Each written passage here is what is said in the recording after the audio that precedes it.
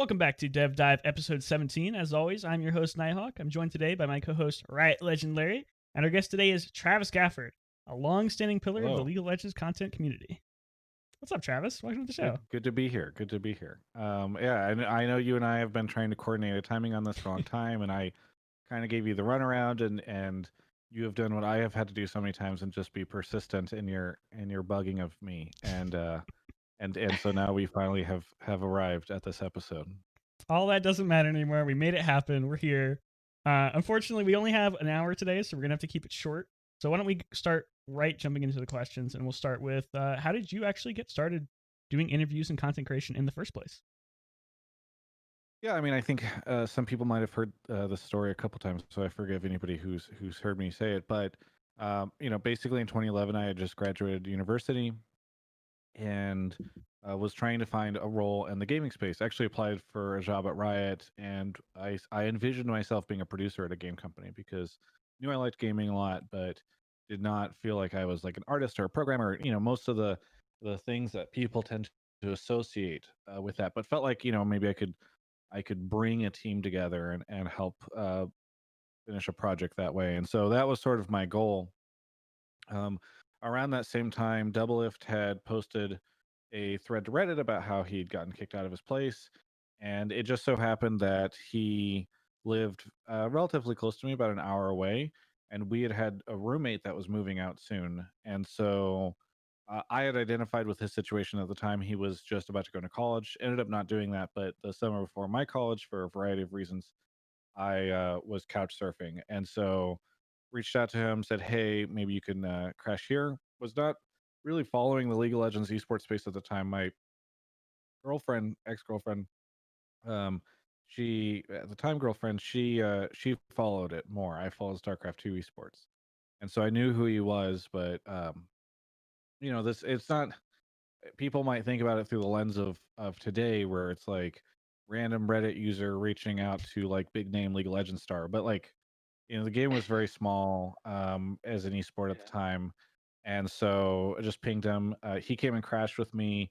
I remember I brought him to his orientation at UC Irvine, and I think it was when he came back. He said he had decided that he was not going to go because financial constraints. He didn't have any money and like couldn't get aid because he was still connected to his parents at that time financially.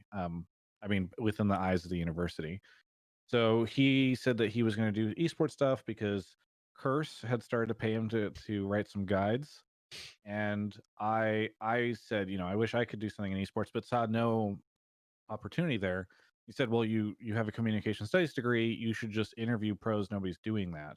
And so in that moment, I kind of reflected on why I like StarCraft 2 esports so much more than League esports at the time, and why I cared so much more about it. I realized it was because there was all this content being made in the StarCraft 2 space to help me know who to root for, root against, understand what was happening at the high level. And so I reached out to JP, who used to do a show called State of the Game, which was my favorite show in StarCraft at the time.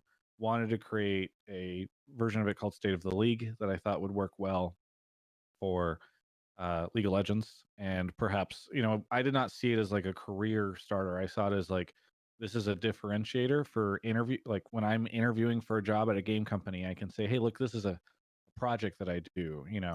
Um, and had no idea that League Esports would take the path it did, and that I would end up in the situation that I'm in. That's a great story. So, Do you think Doublelift very regrets not? rehearsed story because I've said it so many times, but hopefully you'll forgive my long rambling stroll down memory lane. Do you think Doublelift regrets not going to UC Irvine? I don't. I think things have worked out fairly well for him on a number of levels. So, and I don't regret. Like I've told the story before. There's like I think it was like a person on Twitter, um, who was a friend of mine maybe 5 or 6 years ago, that talked about how they got declined for a job at Riot, and I actually got declined for a job at Riot twice because I applied for an internship in college and then like a player support position right afterwards. And I remember at the time I was devastated, and now I am quite happy that I get to be a thorn in the side of the company at sometimes, rather than than being necessarily a part of it. And I have a lot of great friends over there. I have no offense to anybody who works at Riot, but I do enjoy the sort of the angle I get to play within the ecosystem. Larry, did you get your job at your first interview at Riot? Was that your first time applying? No, I had applied, I think, once before for a QA position. And then the second time I applied, it was for an art coordinator position. So very, very, very entry level. Yeah. So But all three of us and have actually been rejected by Riot Yes. at one yeah, point. yeah. Well, I mean, I think actually Ben, you and I and Vivi, I think we're talking about this, talking about getting into Riot, and like again, art coordinator, extremely entry level. I had 3 years of experience in the gaming industry, and like I'm like for an entry level position, 3 years, like that's kind of the level that you kind of have to keep in mind for I mean, Riot at that. that was the like I applied in 2011, and that was the Mhm. frustration that I had was that I knew a lot of the people at the company, and I was coming out of 4 years of working at like in a customer service technical support position at my Mhm. university, where I had like risen up to be the person sort of that head student, Mhm. and had a communication studies degree. I, in my opinion, far surpassed any of the qualifications for the entry level player support position that I was applying for, and so Yeah. um, they when I got declined, I felt like it was the end of the world, and I had not realized yet. Like, Riot should have hired me. This is what like this was the sort of the big takeaway that I had, and what I try to tell in the video is that like, and I when I go speak at colleges, I tell the story like Riot should have hired me. I think a lot of people, our system is designed to say you aren't good enough if a company doesn't hire you. Oftentimes, the company's just not great at like finding the best candidate or whatever, and so Yeah. um, that's a sit. Like I found out later that the head of player support like got fired a couple months later, and the whole division went into a bunch of like a big turmoil or whatever. And it's just like looking back, it's like very clearly I was a great candidate. They were hiring for multi. It wasn't just like a single role, and it was their fault for not hiring me, and my benefit that they didn't, right? Because I feel like I'm very happy with the role that I have now. Sometimes when a No, door closes, a 100%. window opens. Yes, yeah, I'll exactly. say plus one to that. It is a lot of times.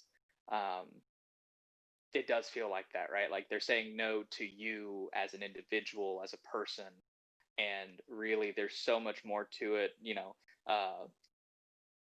Like what you said, it is a great example. Sometimes they don't have their shit together, and that's why they're saying no. Sometimes they're dropping the ball. Yeah, Uh, so yeah, definitely, I feel that.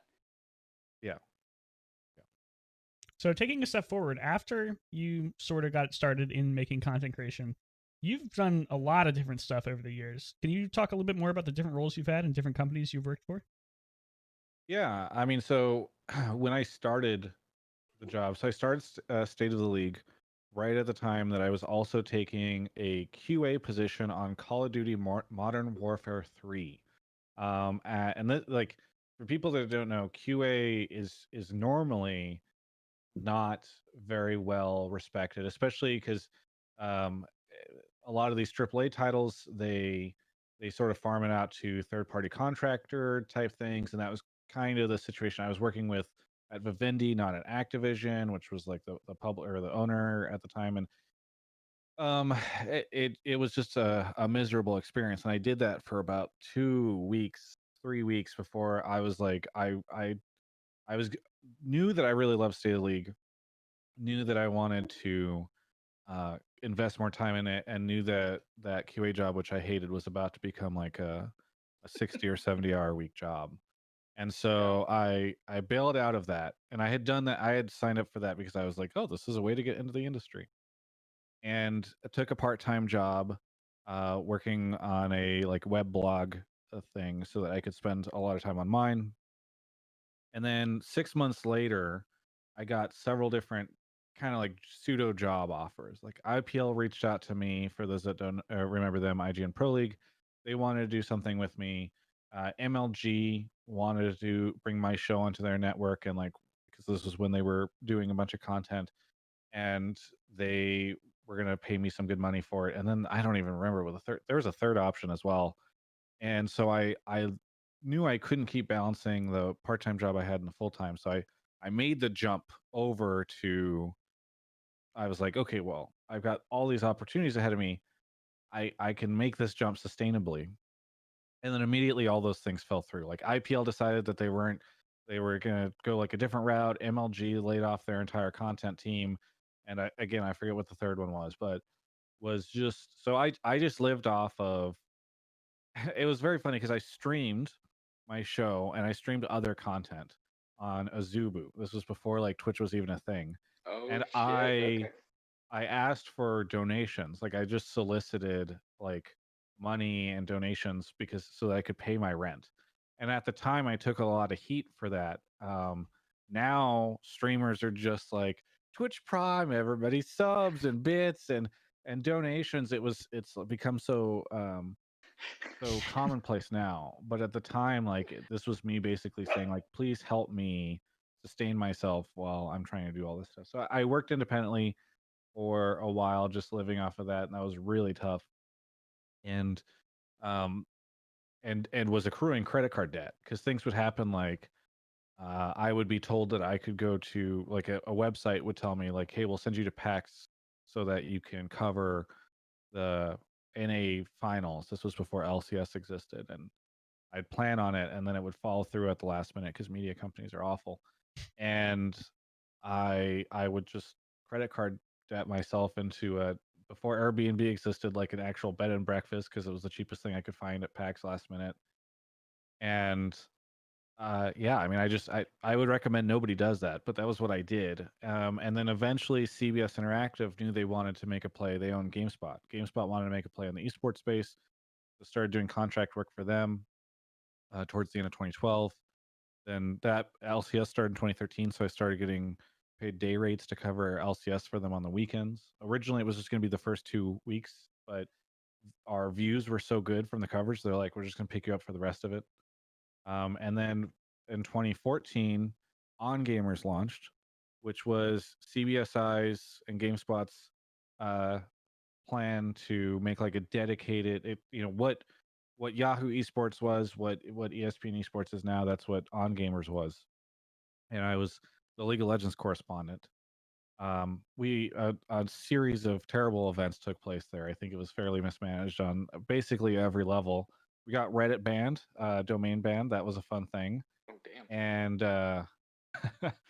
and the site folded and everybody went away. And then I was the only person left. They just moved me over to GameSpot, where I basically worked entirely autonomously for all of 2015.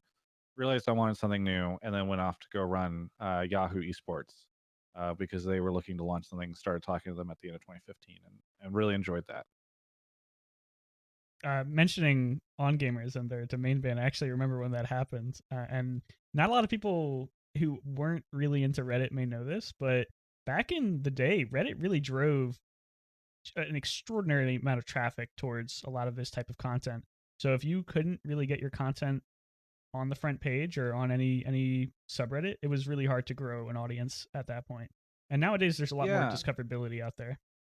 Yes. Yeah. No. Exactly. I think and I saw this at Yahoo where stuff started to shift, where it wasn't like you need to get everything on Reddit, but at the time, there was not, especially for League of Legends, it was like there was no other place to have your content be seen. Like you could try to build out Twitter followings, and that helped a little bit, but like a huge amount of the traffic would end up there.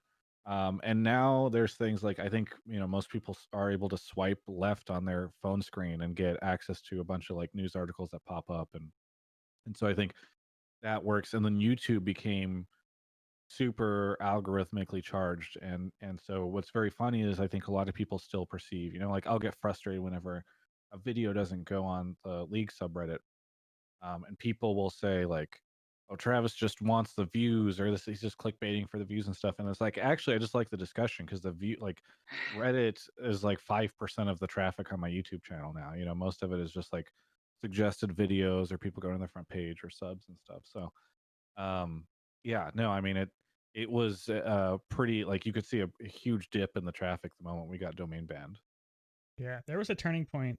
I don't know exactly when it was. It might have been back when the whole vote manipulation drama happened with a bunch of old league content creators, where a lot of content just stopped being the focus of the league subreddit, and you just saw more of a shift towards joke posts, memes, tweets, that kind of thing. And I think it never really recovered past that. Like, we still don't see massive views incoming from the league subreddit. Like, I was watching a video the other day that got to the top with something like 5,000, 6,000 upvotes.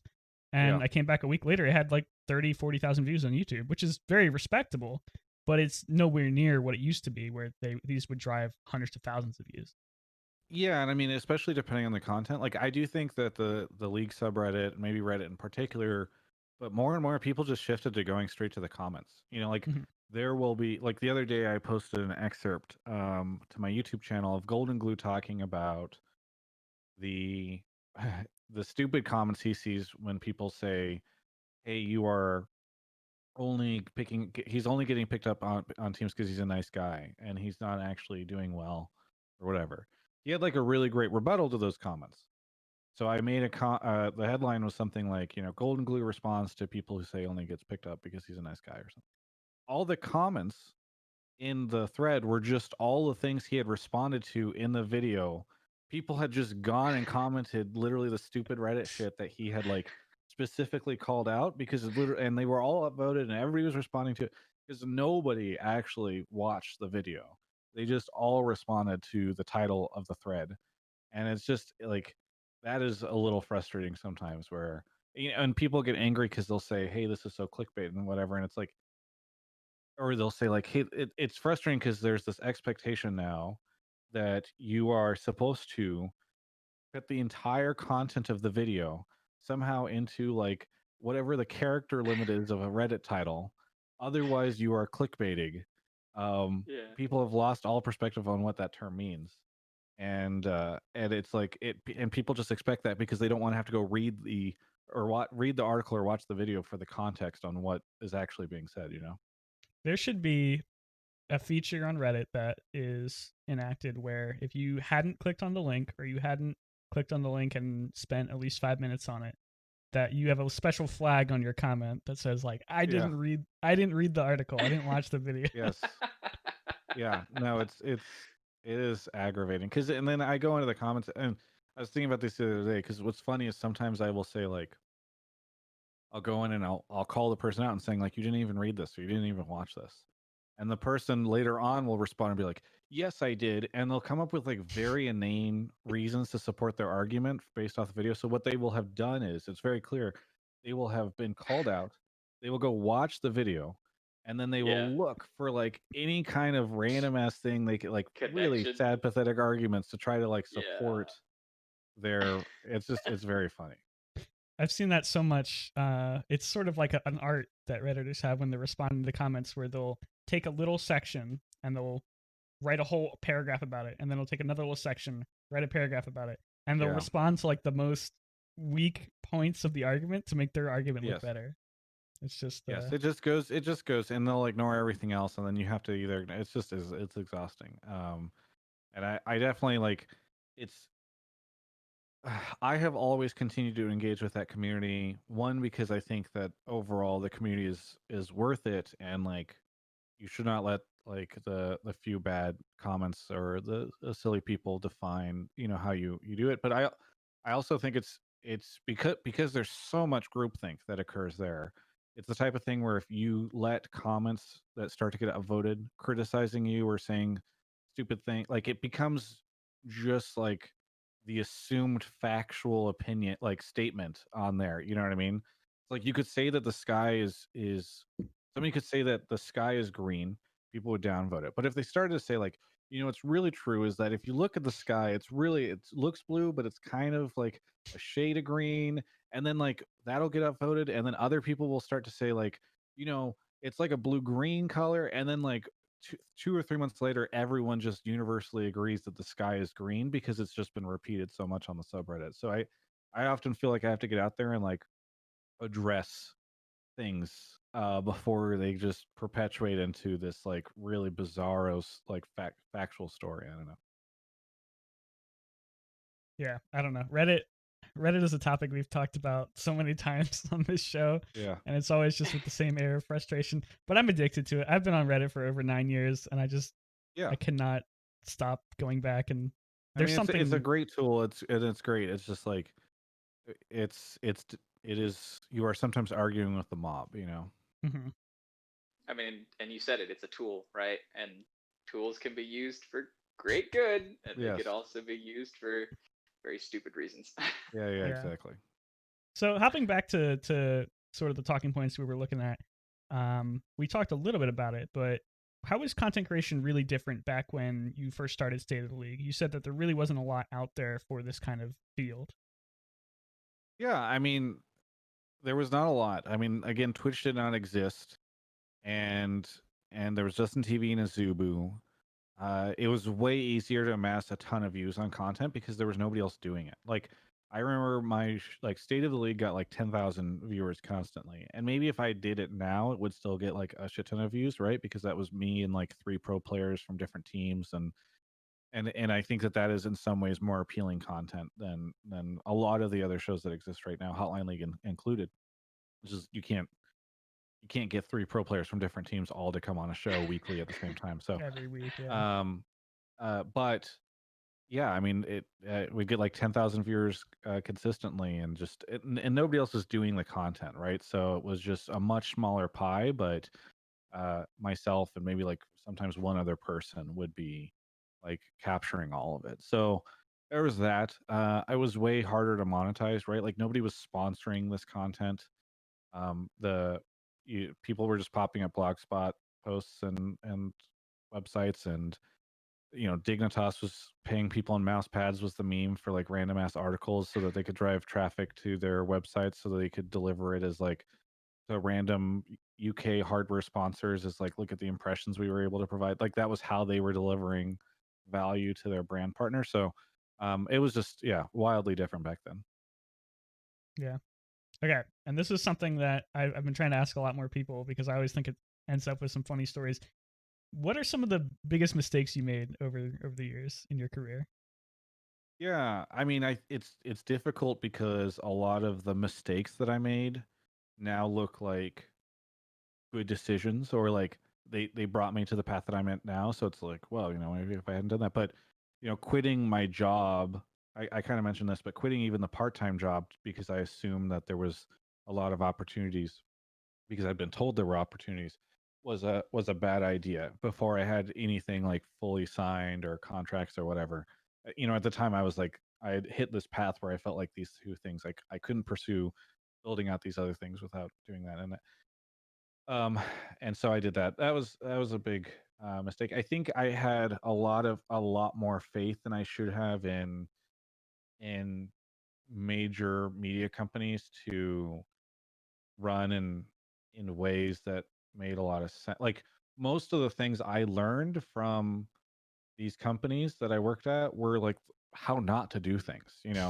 It was ironic to me at CBSI, and I met a lot of great people. There's a lot of talented people over there. I don't want to, but it like there were individuals where it's like it was ironic how much time somebody who at the time was like 2 years out of college, 3 years out of college, spent trying to explain to them like basic concepts of my space that somebody who'd like been in the media business for a very long time had no concept of. So I think, I wish that I could go back and like, I'm not saying I wouldn't have gone to CBSI or I wouldn't have gone to Yahoo, but I do wish I had been able to better prepare myself for like the challenges that that I would face in those places. Um, in terms of other mistakes, I mean, I know I've made like a slew of them, but it's oh, okay, I got a good one.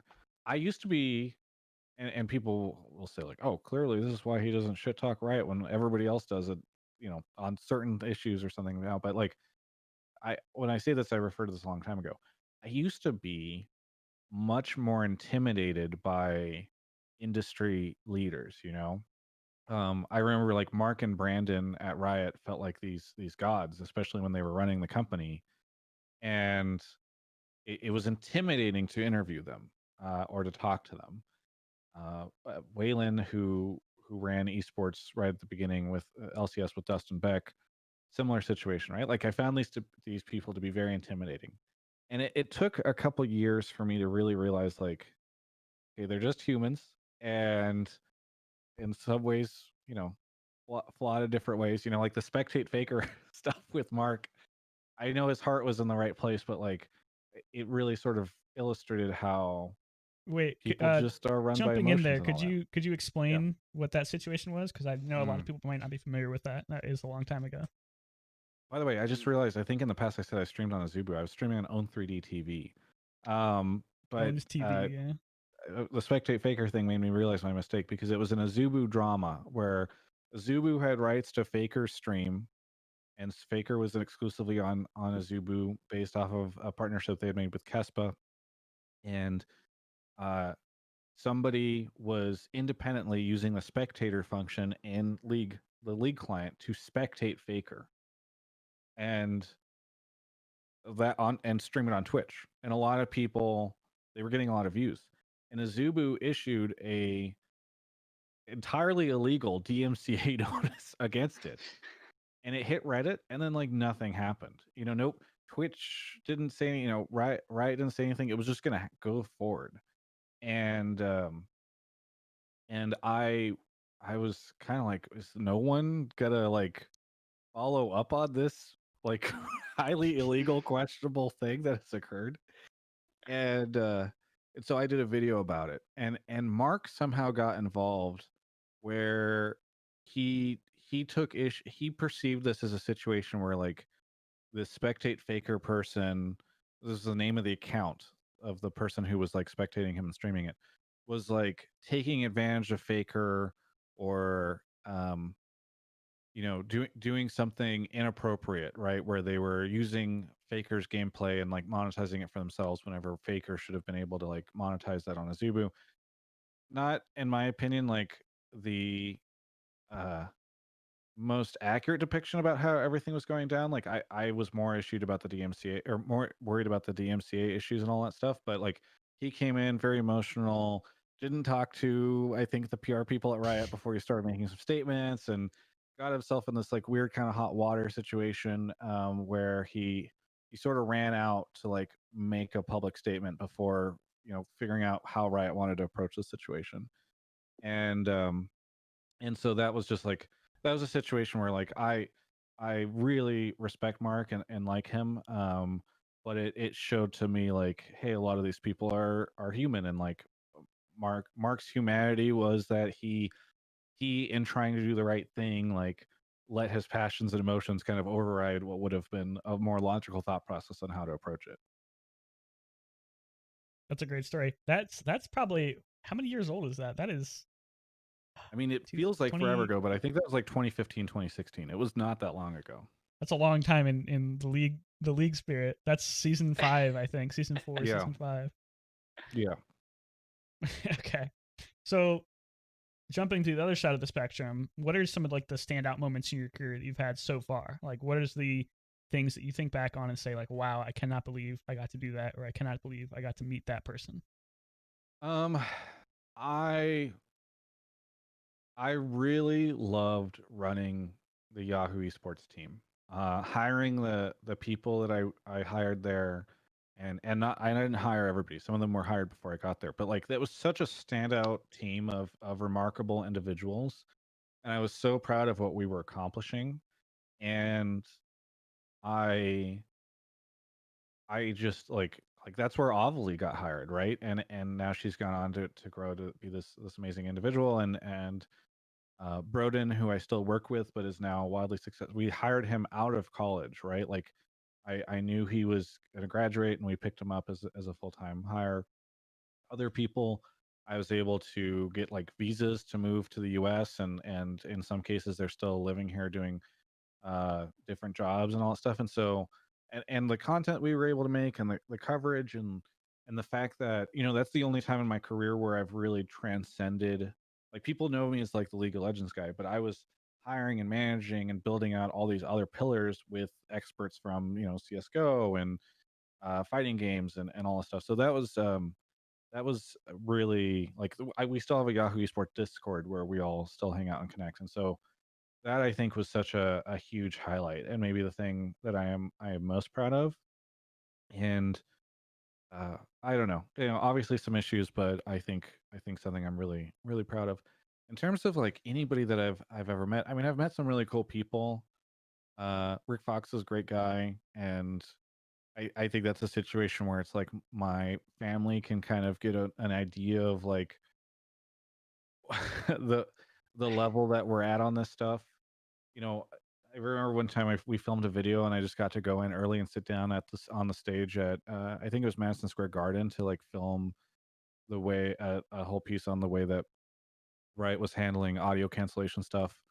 And it's just like these really cool moments that you just are not gonna be able to, they're just so unique and so cool.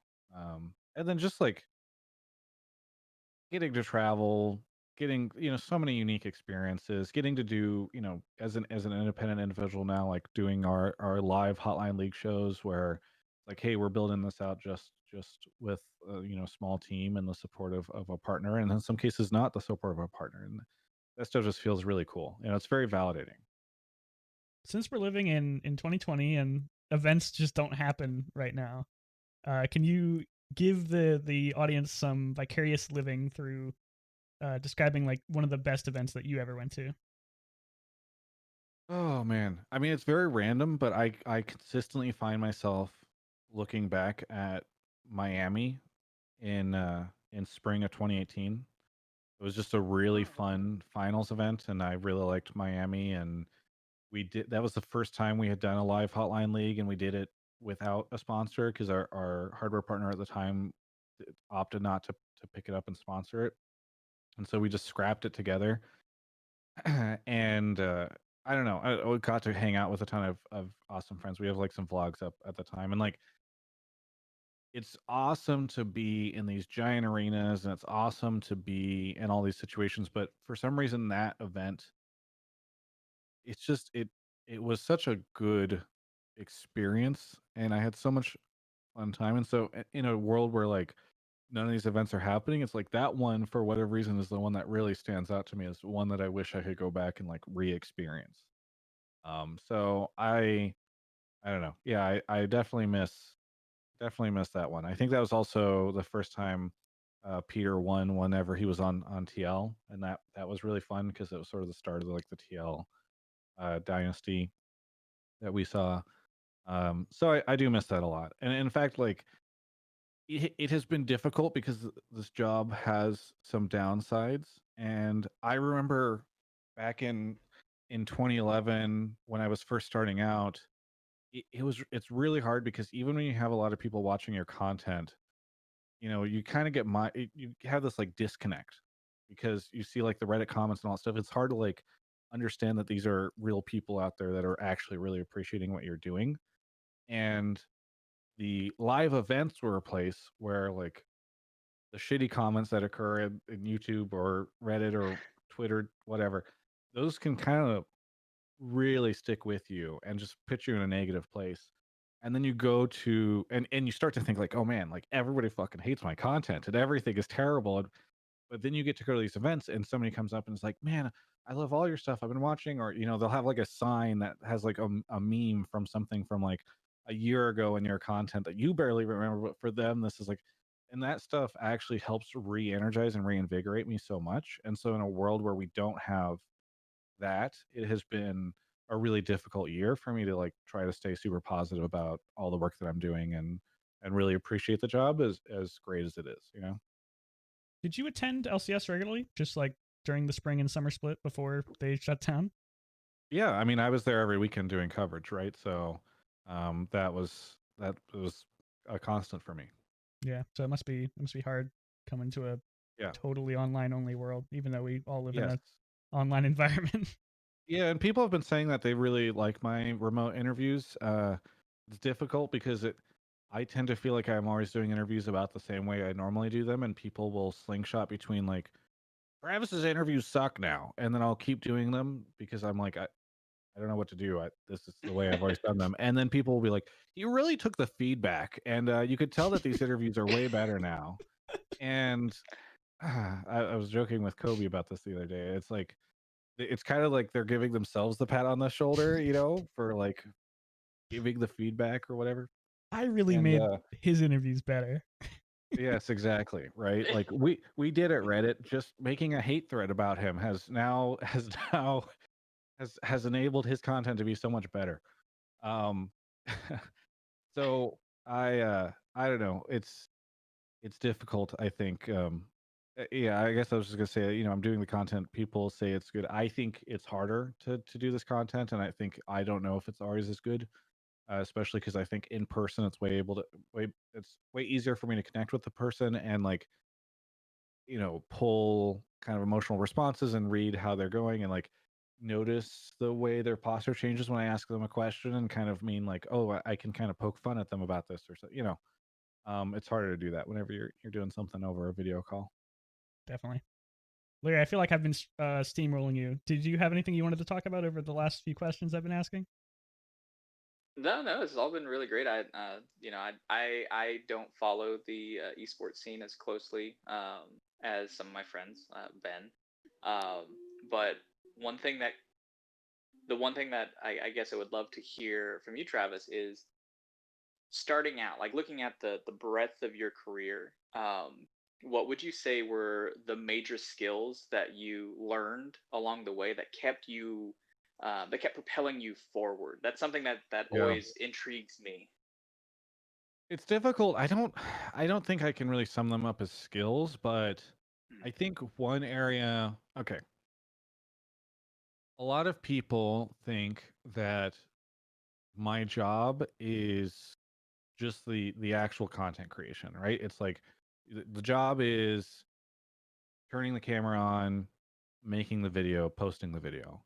And in reality, much like the tip of the iceberg, right? Like that is just a small portion of what it is. Like if I lived far away, just showed up, had a conversation with somebody, left, like I don't think that I would be able to succeed as much in the role for a variety of reasons. Like I might not know as much about the player. I might not have heard funny anecdotes about them that I can bring up in in the content that I'm doing with them. In covering a riot thing, right? Like I'm planning on doing a video soon where I'm going to talk about how I have a theory that Riot will go exclusive with either YouTube or Twitch next year. That is a Okay. video I cannot do unless I have like learned a lot about how other game companies are handling things and learned about the motivations of Riot as a company and how the goals of the LCS have changed in from 2013 to 2020. And so that is, I think it's been really important for me to stay just hyper connected and follow sort of the pulse of the industry and chat to a lot of different people and all that kind of stuff. That is where most of my work is done, I think. Um, even just down to like relationship building and that kind of thing. And I think that's why other people don't succeed potentially, even if their content can be decent, or at least I shouldn't say don't succeed, but don't succeed um, at the levels that others do in the space. It's because they don't understand that so much of this job is like the stuff that is not the exact content creation. Yeah, Yeah. yeah. There's a lot more substance to the research, to the work that you do, and I think that does really come across. Like you can tell when someone did their homework versus Yeah, when someone didn't. Yeah. yeah, and it's like you have to be authentic to the world that you're in. That's why people have asked me like, "Oh, would you ever go do Overwatch? Would you ever go do whatever?" Especially Fortnite. Whenever these games start to pop up, people are like, "Would you go do that?" And I'm never saying no. It's not like I would never do that. In fact, in some places, I have done a little bit of that content as sort of like a from the perspective of an outsider. But I don't Hmm. think that even if I have time, like maybe let's say suddenly a Valorant tournament started happening and they were Wednesday, Thursday, Friday, and I could still cover LCS. It's like I might try to do some Valorant stuff. It's just like it'll become so much more work for me because I will have to immerse myself into the Valorant world, meet all the different people that are creating content there and doing things and making decisions and running teams and playing and like that is a lot. And so people will say like, oh, I mean, Travis just does these interviews on Friday, Saturday, Sunday, and sometimes my weeks are quite light, but other times they're quite intense, and a lot of it is just like catching up with people and talking about stuff. Yeah. And it's so easy for, I think, anyone. I've been guilty of this too, to look in from an outsider's perspective and just say like, oh, he's just making a video, he's just doing this, that job is so easy, I could do that. But once you get put Right. in that hot seat, once the lights turn on, once the camera starts rolling, it can be a lot more difficult than some people think. Yeah, and sometimes it's the stuff that happens beforehand, right? Like the politics of the space are exhausting. Like there are certain teams that'll give you every interview you want, and then there are other teams where like you suddenly are not getting interviews from them, and you have to wonder like, did I say something that pissed them off? Is this like, are they just randomly deciding that they don't want to do interviews right now? Like, uh, it's just like you have to decide if you want to go investigate all that. It is just like it's so frustrating to have to like deal with all that stuff, and the space is still Right. emerging, and the players that are in it, most teams still don't have like PR professionals with them or people whose job it is to like maintain the relationship. So it just, yeah, it is exhausting. Yeah, that. So I wanted to, oh, sorry, Larry, were you gonna say something? Oh no, I was just that is I have a great appreciation for anyone who has to put their time in that arena. That is, I don't have the patience Yeah. to do that. I have the tact, not the patience. Larry's a very Exactly. tactful person. Yeah. All right. Yeah, it can be difficult. I wanted to bounce It's this off sounding of. like I'm just complaining a Okay. ton. I mean, I love the job. I don't mean to just highlight these things. It's just sort of like these are the things that I normally don't talk about because it's not like I'm going to suddenly start whining about this stuff. In some cases I do, but for the most part, like I try to avoid whining about things because I do feel like I have a pretty cool gig. I think it's Well, I mean, important for people to know the downsides of yeah. anything, because it's so easy to get caught in the Yep. the fallacy that everything is better. The grass is always greener. Like, oh, Travis Right. is so happy, he's doing his job, there's no issues whatsoever. He's just having a great time. I think it's important for people to know that every job, everything that somebody does, there's downsides Yeah. to it. There's hardships, there's struggle. Mm-hmm. Yeah. No, it There's is frustrating. yeah, there's a book that I like to refer to. It's the subtle art of not giving a fuck, and I don't know if I can say fuck, but I've said it twice. You got Yeah. I don't care. That there's a thing there was a line in there that really kind of struck home for me. It was saying that life is you overcoming or addressing a series of problems or challenges. Like that's what life is. As soon as you solve one, you solve the next one after that, and the next one after that. And they say that the point or the goal, though, is to make sure that the problems you are addressing or solving are the problems that you actually want to address or solve. That doesn't mean that they are not problems. That doesn't mean Right. that you're not, that you're living a great life. It's you actually want to have that struggle. You want to address those things. Yeah, you're choosing your path essentially. Yeah. Yeah.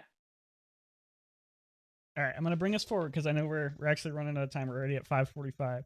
Yeah. I wanted to Sorry. talk I know about. I'm going off on these tangents. No, it's great. This is That's what the show's about. The show is yeah. all tangents. Sure. There's probably like 8 clips out there of me saying like, "Oh, this is just tangents." The show, but today we have to stay a little bit more focused just because of time constraints. So I actually wanted to bounce this off of both of you because I know I don't want to be the victim of confirmation bias, and it's hard for me because I'm so zoned in on stuff. But have either of you noticed a more recent shift towards like long form league content, like more talk shows, more podcasts, more interviews, like you do, Travis? You've been doing it forever, but I think I've seen over the past year or so more and more of these content just appearing. I mean, I'll let Larry answer first because I have an answer. Oh, well, that's interesting. I never really thought of them as long form, but I, I think I would attribute it to the idea of people of just 2020 being 2020, that people have found time on their hands and they're starting to do these things, and so we might, like in my mind, might see an uptick. But then again, that that goes back to the point Travis had talked about like doing your homework versus just doing it. So um, I would say that no, not in the. I haven't seen an uptick in long form content similar to what Travis has been providing and putting out there. Not on that same caliber. I think um, that's still a like creme de la creme, or like that high production or effort value. But more league content or more game content, I could definitely see that being an uptick due to the situation that we're in. Yeah, and I mean, I think so. I know, Larry, you have more of a perspective of like the outside esports stuff. I think in esports specifically, I don't see it. I would agree with Larry. I don't see it outside of esports, but I think in esports we've seen a lot. There are so many shows now, and I think part of the reason that is because um people are realizing that long form content on Twitch is so valuable. Like you can actually good example. I spend way more time making content for YouTube, and I make way more content on YouTube. Like way more content goes out there. Twitch usually gives me about twice as much money as YouTube does. When I'm just talking, like not talking about sponsorship or whatever, but just like revenue from, comparing YouTube ad revenue and YouTube Red revenue to like subscribers and all that stuff. And so I think that heavily incentivizes people to make these long form pieces of content because it's going on Twitch and you can monetize it better.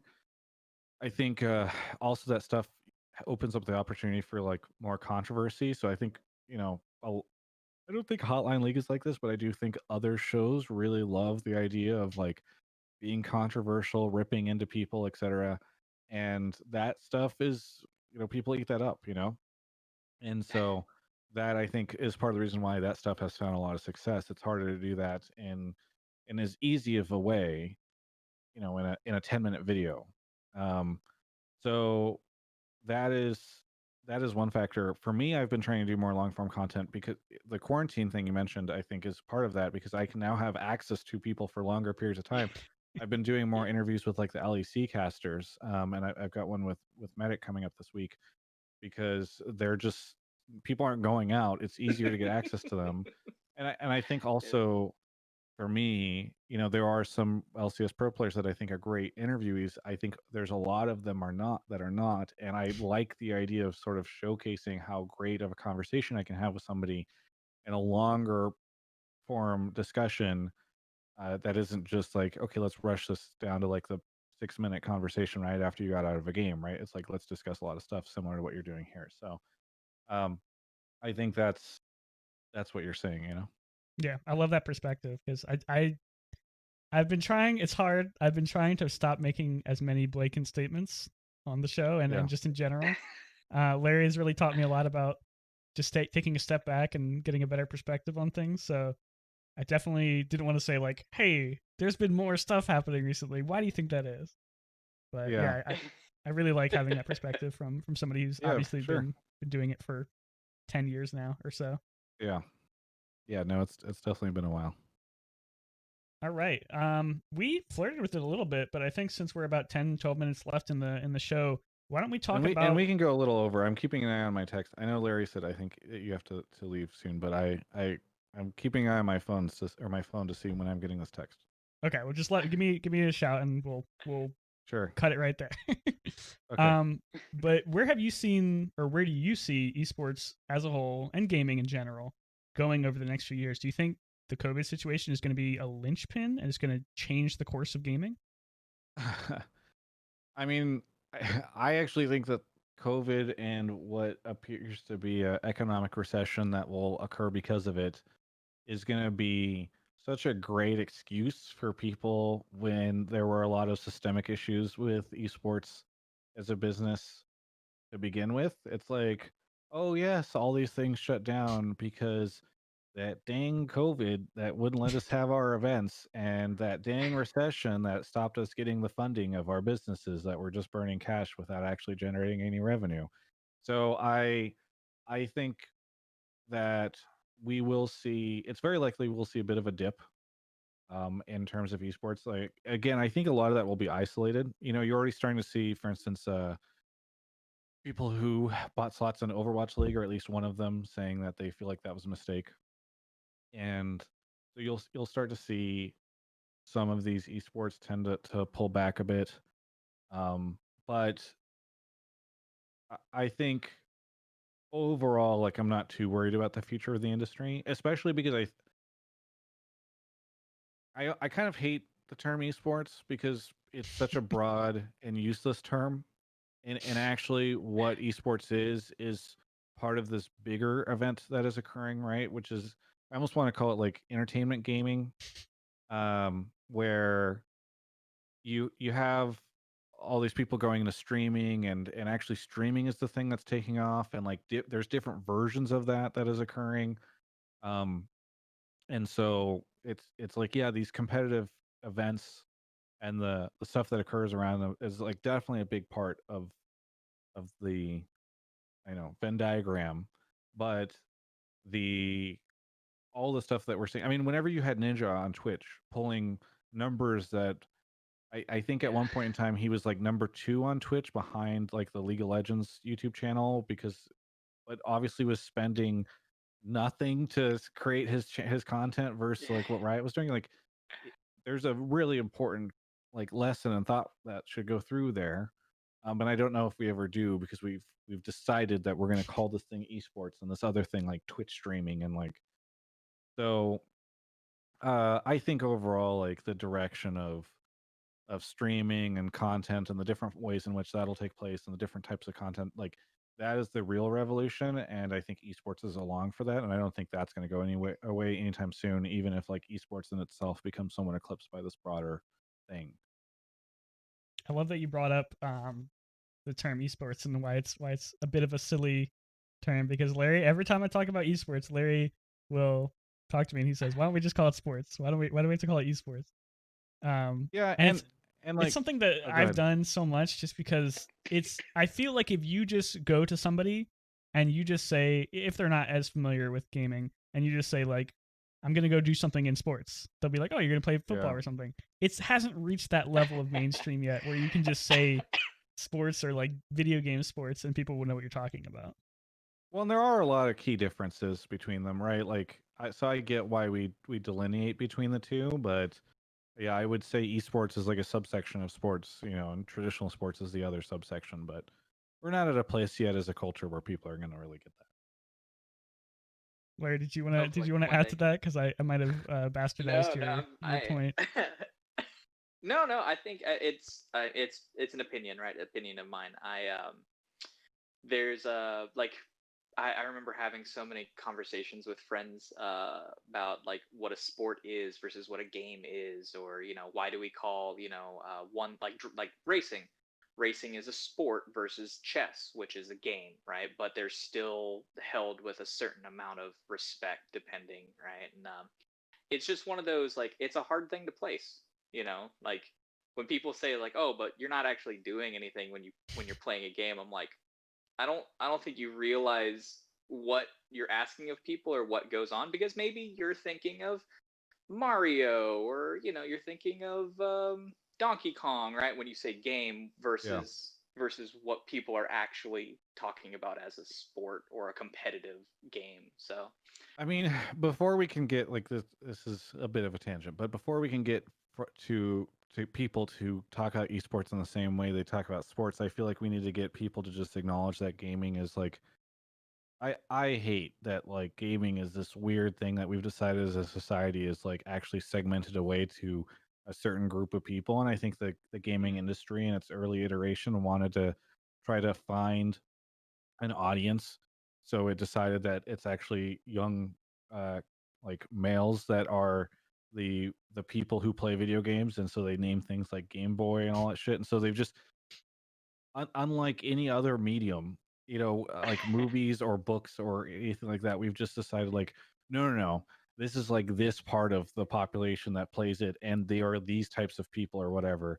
And I yeah, think and hope that within a generation or two we'll get to a point where like people look back and they're like, so why did we just say that like these were the types of people that enjoyed this medium everybody else is watching movies and TV shows and reading books and listening to music. Why did we decide that this specific thing is actually just like a thing that only certain people can be a part of it? No, it's like I appreciate the gamer thing because it helps me find other people that share my passion, but nobody's like, oh, you're a like movie watcher. You're one of those like you must be like you know super into drama and wearing specific types of clothing and being this type of person. It's just it's Yeah. weird that we've created a whole identity off of in watching or enjoying this specific medium. I love that you brought up the idea of like movie because there is like subculture, right? You have people who watch movies because it's entertainment, because it's fun. Then you Yeah. have people who watch movies because of the art or the technical aspects. But like it's not, and to your point, it's not just one specific demographic. It is just a subset of the larger activity, right? So yeah, I agree. I hope that gaming does go that way too, where it's everyone. Gaming is a thing. Gaming is a big activity. Yeah. But you might have subsets, but again, it's not limited to a demographic. Yeah. I mean, and the industry just needs to figure out how to like market beyond what they market things to and the way they market them, and how they need to create stuff that is appealing to a broader audience. It's like, imagine if movies were only ever action movies. Like, yes, that probably you would limit your potential audience to a subset of the planet. It would be like the people who like action movies. And I think over time we have started to make games that are like, hey, this is not just like a game that's oriented towards young men. And people are working on those projects, and the people that make like the games that have been previously oriented towards young men, I think, are finding ways to, hey, maybe we could make like a female playable character. I know that's fucking wild, but like maybe we could do that. Hold up. Let's not go crazy now. Yeah, exactly. And so hey, maybe suddenly women wouldn't have to play like an army looking guy as like the person they're identifying with. It's just like, um I don't think these should be controversial opinions. I think literally, even if you were just like a capitalistic like, I want to make money as a video game person, you could just say like, why don't we create like variety of video games so that we could get more people to buy them. It's like, I don't know. I think we've gotten better such a at huge that. untapped market out there. Yeah, Yeah. exactly. Yes. So slowly but surely. Yeah, I love that you bring it up because very much of a like mind, right? Like I can't believe I'm blanking on the word when you have people that you identify with in the media that you play. Not accessibility. I'll think of it like after the show's done. Inclusive, whatever. Yeah. Yeah, a representation. There you go. Yeah. Having representation, that feels good. It does. I'm trying to think of. Well, no, I can't say that. Well, like projects that I've worked on before, they'll throw around the idea of like, oh, what if they're? Oh, actually, here's a great one because I can't say this. Set is written as half Vistayan, half human, right? And I'm half Korean, half white. So this idea of a hybrid, whatever, and I'm like, just from that alone, from his background, I automatically felt a connection to that character before I got into anything else. And being able to do that for more than just that specific subset. Imagine being able to have so many different aspects of your personality, of your background, to see and go and experience different stories and different avenues of the world that you're trying to think of the right word that you're exploring. No, I feel you. Yeah. Is great. Yeah. All right, Larry, I'm going to ask you a question. It's very important. Do you have to go? Okay. This very second, no. Okay.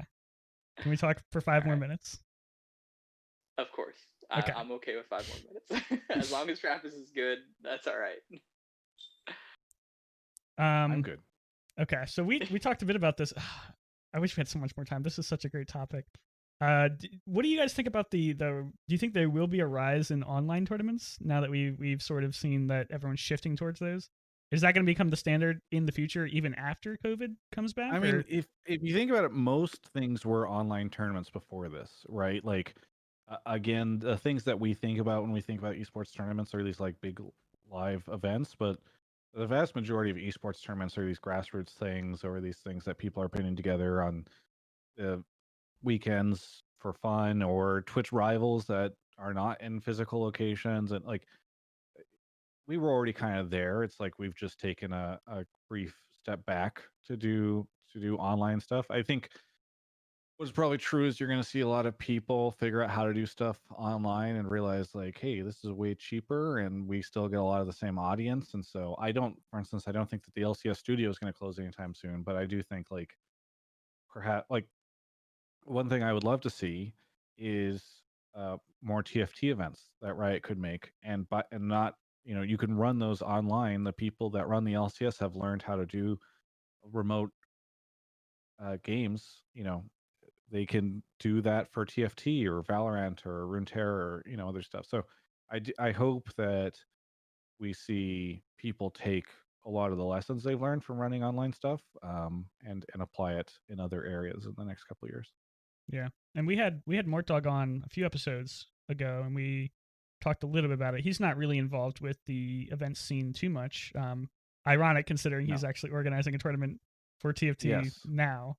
This is a sensitive topic for me because I am annoyed at how I saw your TFT tweet about esports is it. being treated. But yes, yes. We When you talked. have the principal designer on something self-funding prize pools for tournaments, I feel like it's not a good look for a very esports focused company. But that's a video I'm planning on doing later, so we don't have to get into that now.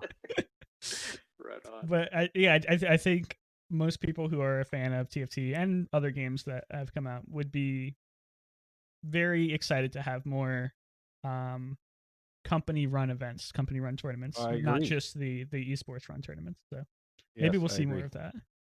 Yeah, I think I that would be great. think that the good thing about the online tournaments coming is because you kind of hit on it, Travis. It's like they used to be online, and that's how they kind of propagated and came about.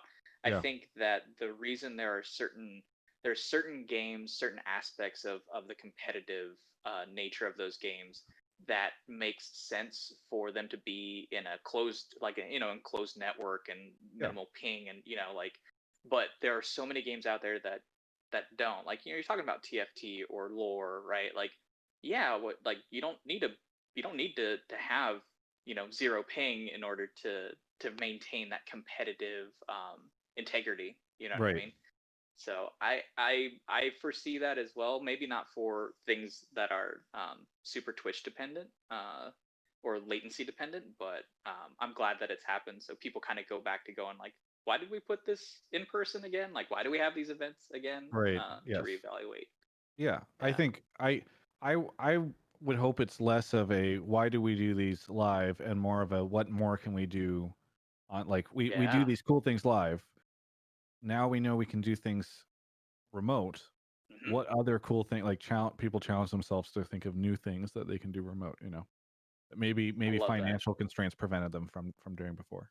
Yeah. Yeah. Yeah, I love that. That's a great take.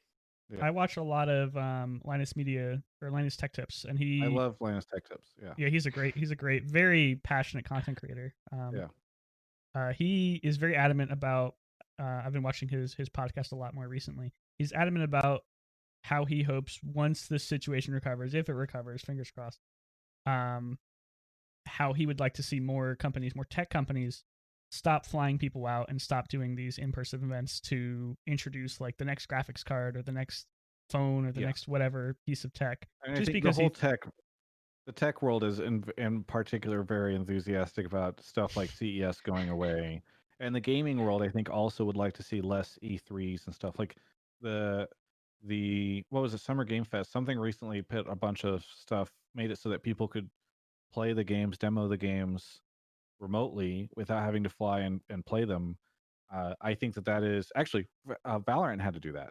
Valorant was planning on doing a boot camp before it launched with a bunch of people playing it. I was going to be a part of it. They canceled that, and then they did like a remote session online. Saved, I'm sure, Riot a ton of money, saved other people money. Like, I would love it if there were less things I had to fly to and do keeping my costs down, keeping my flights down. I don't know. Stress It'd be down. nice. Yeah. Yeah. It's so odd that we gatekeep, or not we personally, but the tech industry gatekeep these events that can literally just be done in a virtual format.